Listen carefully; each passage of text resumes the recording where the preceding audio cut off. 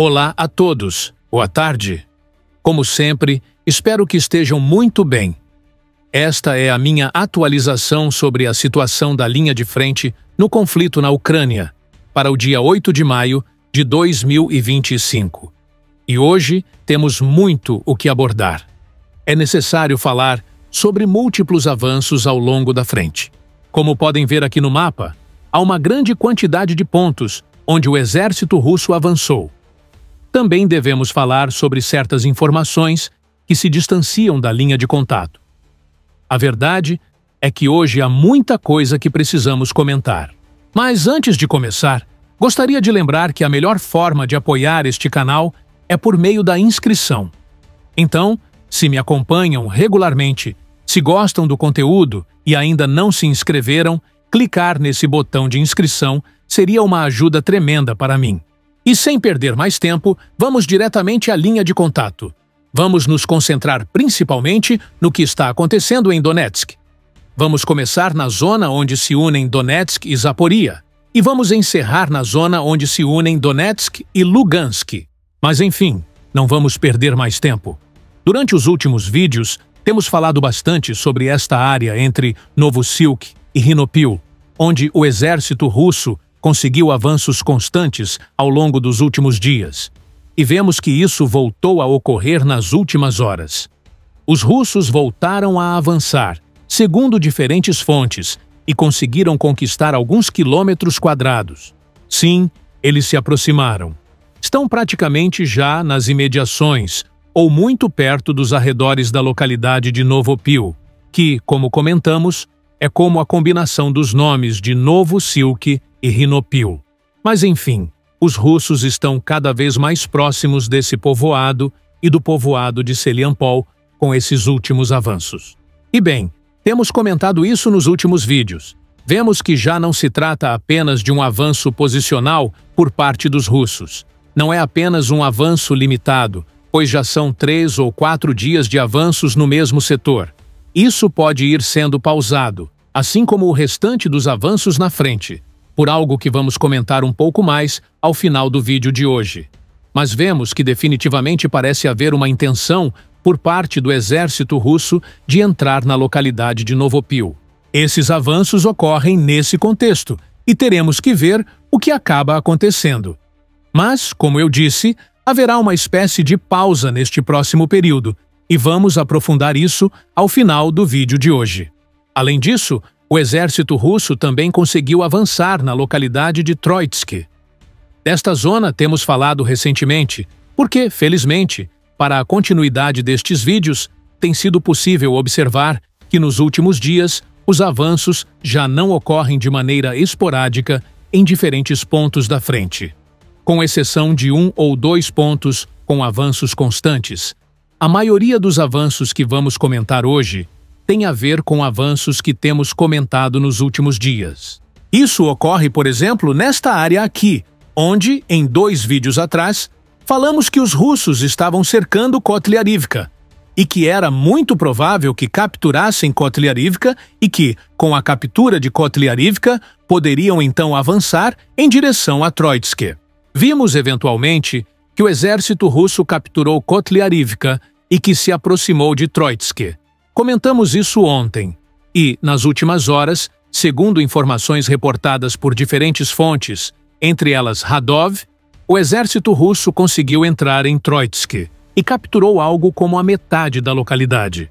De forma geral, nesta zona estamos vendo como o exército russo está avançando, como está se aproximando da fronteira da região de Donetsk com a região de Dnipropetrovsk. De fato, diferentes fontes relatam que já há distintos grupos de infiltração russos que entraram na região de Dnipropetrovsk. Pelo que entendi, não há confirmação visual ou oficial de que isso tenha ocorrido. Mas apenas pouco mais de 2 quilômetros separam as posições russas em Kotlyarivka do que é a região de Dnipropetrovsk. Comentamos aqui em várias ocasiões que era muito possível ou muito provável que veríamos esse tipo de incursões por parte dos russos. Outra coisa é manter essas posições dentro de Dnipropetrovsk. Uma coisa é grupos de infiltração chegarem a um ponto. Outra coisa é isso significar que esse território fique sob seu controle. Pelo que entendi, os russos ainda não mantêm território dentro de Dnipropetrovsk sob seu controle, por razões que também já comentamos, principalmente o fato de que entre Kotlyarivka e Novopavlivka, que é esta localidade aqui, há muito espaço aberto. Então é difícil nesse sentido consolidar posições nesse espaço aberto. E é aí que surge a opção que os russos têm de capturar Troitsk, capturar Horikov, capturar Bordanivka e, aí sim, estabelecer certas posições no que é a fronteira entre Donetsk e Dnipropetrovsk. Isso, por ora, obviamente ainda não aconteceu. Mas sim, estamos vendo como os russos parecem ter a intenção de capturar esse setor. O avanço em direção a Troitsk, que vínhamos antecipando e que tem se consolidado nas últimas horas, pelo menos a meu ver, é um exemplo disso. E teremos que ver nas próximas horas, ou melhor, mais adiante, se os russos conseguem capturar Troitsk, se conseguem depois projetar seu potencial ofensivo em direção a Horihov, em direção a Bordanivka, para assim finalmente capturar essas localidades e oficialmente entrar com posições já consolidadas, completamente sob seu controle, no que é a fronteira entre Donetsk e Dnipropetrovsk. Como temos comentado em diversas ocasiões, isso é algo importante em termos simbólicos e comunicacionais. Em termos reais, no campo de batalha, ainda não sei o quão importante será. Obviamente, é outra coisa se os russos quiserem lançar uma ofensiva em direção a essa região. Mas simplesmente alcançar esse marco não é tão relevante nesse sentido. É mais algo comunicacional, algo simbólico. Mas, como dissemos, há diferentes fontes que indicam que efetivamente esse é um objetivo por parte dos russos. Vamos mais ao norte, porque precisamos falar de um ponto que fica ao sul de Pokrovsk, perto da localidade de Uspenivka, uma localidade que pode soar muito familiar, porque vimos como ela mudou de controle russo para controle ucraniano, depois novamente para russo, depois para ucraniano, etc. Bem, o que precisamos comentar sobre este setor agora é que havia um espaço entre Uspenivka e Solone, que permanecia como uma espécie de zona cinzenta e que, finalmente, foi capturado pelo exército russo. Isso é o que precisamos comentar aqui. Mas, com isso, seguimos avançando e precisamos ir mais para o Nordeste, para todo este setor do qual tanto falamos recentemente. Vamos falar de toda esta zona que se encontra ao sul de Kostiantynivka, onde o exército russo está avançando ou pressionando em 3 direções: ao norte de Sviatohirsk, ao norte de Sinov e na zona de Tarazivka, onde o último que comentamos aqui foi que o exército russo conseguiu capturar a maioria, se não toda, da localidade de Novoalexandrivka, e que isso destravava um pouco sua situação nesse ponto da frente e lhes permitia progredir em diferentes frentes. Em primeiro lugar, avançar ao longo desta estrada que eventualmente chega ao flanco de Kostiantynivka. Em segundo lugar, pressionar as localidades de Sarai e Stara Mykolaivka, onde o exército ucraniano está mantendo suas posições defensivas e onde ainda não foram desalojados. E também, em terceiro lugar, eventualmente avançar em direção ao flanco de Toretsk. E o que ocorreu nas últimas horas é que os russos exploraram esse avanço em Novoalexandrivka. Conseguiram avançar um pouco para o leste dessa localidade, expandindo sua zona de controle sobre essa área. Isso, por si só, não é tão importante. O mais chamativo, pelo menos a meu ver, tem a ver com a localidade de Oleksandropil. Como comentamos em seu momento, depois de romper em direção a Novoalexandrivka, os russos começaram a pressionar em diferentes direções. Em Novoalexandrivka, obviamente, quando entraram na localidade, estavam pressionando para completar sua captura, mas também estavam pressionando localidades como Nova Poltavka e Oleksandropil. Nesta última, os russos, há cerca de uma semana, algo assim, haviam conseguido entrar na localidade. Mas, dali em diante, não se recebeu muito mais informação. O que ocorre, ou o que ocorreu nas últimas horas, segundo relatos de diferentes fontes, é que Oleksandropil caiu ou está muito perto de cair sob controle russo. Talvez existam certas posições que ainda não estejam 100% sob controle deles, mas parece que isso será finalizado em breve. Portanto, é muito provável que Oleksandropil, quando vocês estiverem assistindo a este vídeo, já esteja sob controle do exército russo e que a pressão nesse ponto tenha sido bem sucedida. O exército russo havia entrado no passado, havia conseguido capturar a maior parte da localidade, mas assim como muitos outros pontos desta linha de Siversk, esta localidade de Vernamiansk está completamente em ruínas. Então foi muito difícil para os russos naquele momento consolidar suas posições, e certos contra-ataques ucranianos os expulsaram. Expulsaram as posições russas, acabaram com elas. E como já comentamos em diversas ocasiões, essa defesa ucraniana neste setor de Siversk mostrou naquele momento sua capacidade de reação e demonstrou ser bastante eficaz. Mas o que aconteceu durante estas últimas horas? Os russos avançaram tanto para o norte quanto dentro da própria localidade, segundo diversas fontes, e conseguiram empurrar as forças ucranianas em várias posições. E isso muda um pouco o panorama, porque já estamos vendo diferentes pontos de avanço por parte do exército russo. Grigorivka, Vernamiansk. Está bem, essas localidades estão em ruínas, mas mesmo assim, já vemos como os russos estão progredindo neste setor, que ao contrário do que se viu anteriormente, o exército ucraniano não conseguiu contra-atacar de maneira eficaz. E vemos como, se os russos conseguirem assegurar tanto Grigorivka quanto Verkhniokamyansk, então poderíamos ver como, efetivamente, a frente de Siversk estará em uma posição bastante tensa, onde esta cidade, também muito importante para este setor da frente, poderia finalmente começar a ser ameaçada por grupos de assalto russos. Ainda falta para isso, como dissemos aqui. A defesa que está a cargo desta zona por parte do exército ucraniano tem sido destacada repetidas vezes, tanto por fontes ucranianas quanto por fontes russas, como também já comentamos aqui. Assim, não se pode descartá-los, mas a situação está se deteriorando e teremos que ver se os russos poderão, em breve, começar a ter um tipo de progresso que não tinham há muito tempo neste ponto da frente. E bom, para ir encerrando, vamos falar de um ponto sobre o qual também falamos bastante recentemente. Vamos para o que é a localidade de Novomikhailivka.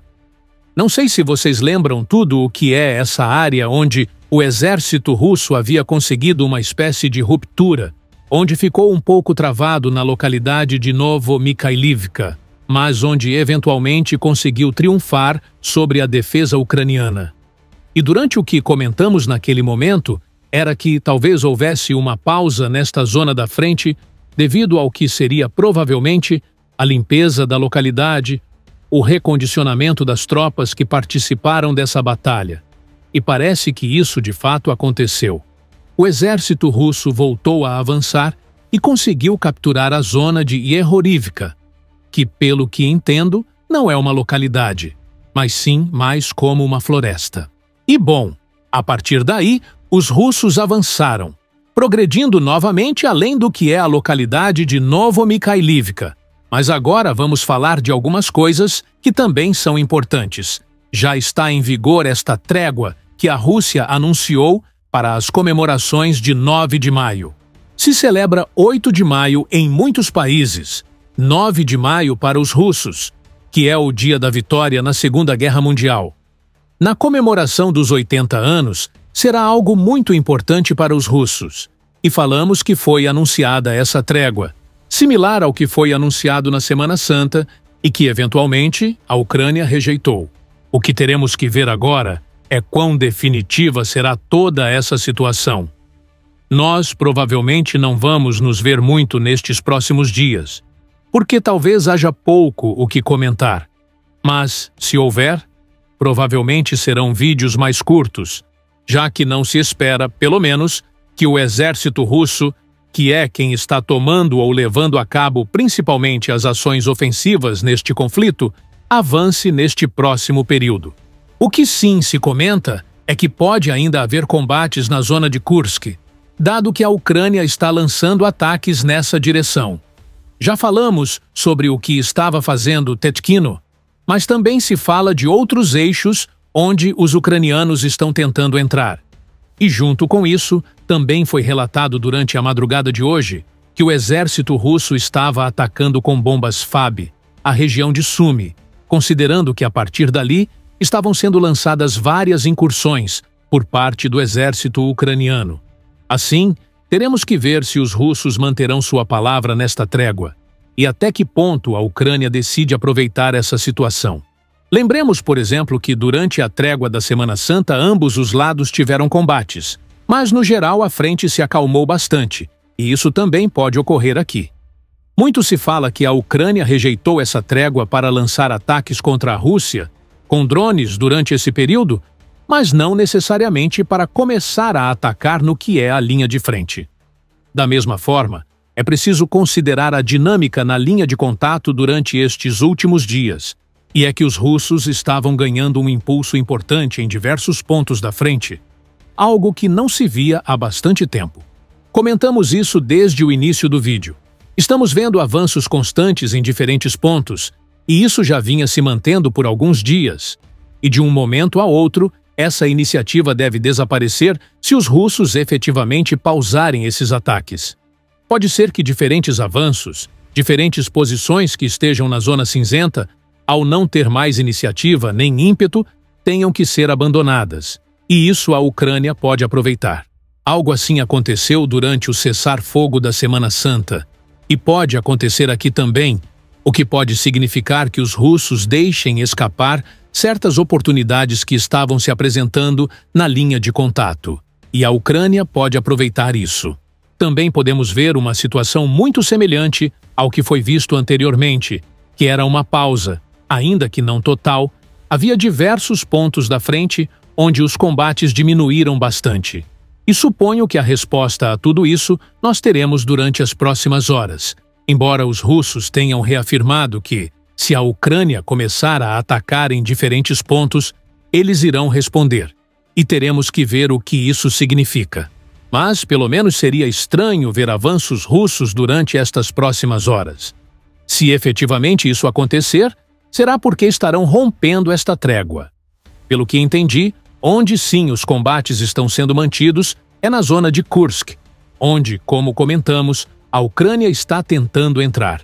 Como também acabamos de comentar, os russos continuam lançando bombardeios nesse setor.